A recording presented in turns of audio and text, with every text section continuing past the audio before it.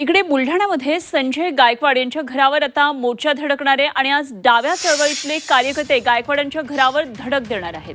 प्रशांत आंबी यांच्या नेतृत्वामध्ये बुलढाण्यामध्ये शिवाजी कोण होता या पुस्तकाचं सामूहिक वाचनही होणार आहे.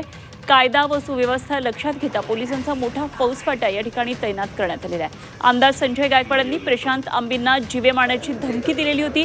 यानंतर डाव्या संघटनांनी आक्रमक पवित्रा घेतलेला आहे आणि आज कोल्हापूरकर डाव्या मोर्चातले काही कार्यकर्ते त्याचप्रमाणे प्रकाशक या पुस्तकाचे प्रकाशक आंबी त्यांचं कुटुंबीय आज संजय गायकवाड यांच्या बंगल्यावर धडकणार आहे आणि आज या ठिकाणी या पुस्तकाचं वाचन सुद्धा होणार आहे. एकंदरीतच राजकीय वातावरण या भागातलं आता तापलेलं आहे.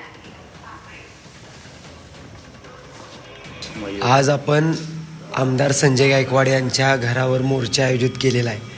मोर्चा कलेक्टर ऑफिसपासून निघेल आणि आमदार साहेबांचं जे घर आहे तर त्या घरावर ज्या पुस्तकासंदर्भात त्यांनी मला कॉल केला होता ते कॉम्रेड गोविंद पानसरे यांचं शिवाजी कोण होता पुस्तकाचं वाचन आपण तिथे करणार आहोत. आपण जर तो 9 मिनिटाचा कॉल रेकॉर्ड ऐकला तर तो कॉल रेकॉर्ड फक्त एका दिलगिरीनं, म्हणजे माफी आणि दिलगिरी या शब्दामध्ये फरक असतो, ते माफी हा शब्द वापरण्याचं धाडससुद्धा त्यांनी केलेलं नाही. म्हणजे अजूनसुद्धा त्यांची मगरुरी जी आहे ती गेलेली नाही.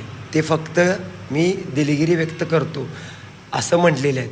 आणि हा जो विषय आहे की शिवाजी महाराजांचा त्यांनी अपमान केलेला आहे, स्वातंत्र्य सैनिक गोविंद पानसरेंचा अपमान त्यांनी केलेला आहे, मला माझ्या आईवरून घाणेरड्या शिव्या दिलेल्या आहेत, माझ्या बायकोवरून शिव्या दिलेल्या आहेत. त्यामुळं फक्त दिलगिरीनं आम्ही त्यांना माफ करणार नाही आहे. त्यामुळे त्यांची दिलगिरी मान्य नाही हे आम्ही अगोदरच क्लिअर केलं आहे. आणि कुणालाही शिव्या द्यायच्या आणि सॉरी म्हणायचं असा नाही आहे. जे काय आहे ती कायदेशीर लढाई आम्ही शेवटपर्यंत लढणार आहोत. खरं तर हा फक्त आमच्या कुटुंबियांचा प्रश्न नाही आहे. यामध्ये शिवाजी महाराजांच्या नावाचा उल्लेख करून शिवीगाळ करण्यात आलेली आहे, जीवे मारण्याची धमकी देण्यात आलेली आहे. मी आणि माझे पती प्रशांत आंबी आम्ही दोघं देखील चळवळीतील कार्यकर्ते आहे. 10-12 वर्ष चळवळीमध्ये काम करतो, त्यामुळे जीवाची भीती आम्हाला नाही आहे.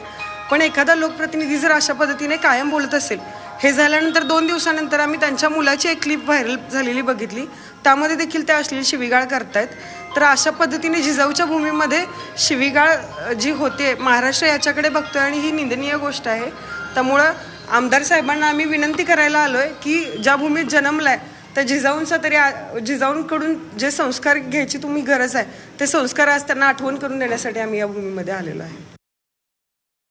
महाराष्ट्रातून आज भारतीय कम्युनिस्ट पक्षाने आवाहन केलेलं आहे की ज्या पद्धतीने कॉम्रेड गोविंद पानसरे यांना शिवीगाळ केलेली आहे, प्रशांत आंबेंना ज्या पद्धतीने आमदार संजय गायकवाड स्वतःला धर्मवीर म्हणणारे आणि महिलांचा प्रचंड अवमान करून त्यांच्या शिव्या ज्या आहेत त्या इतिहासामध्ये लिहिल्या जातील अशा प्रकारचं त्यांनी कर्तव्य बजावलेलं आहे.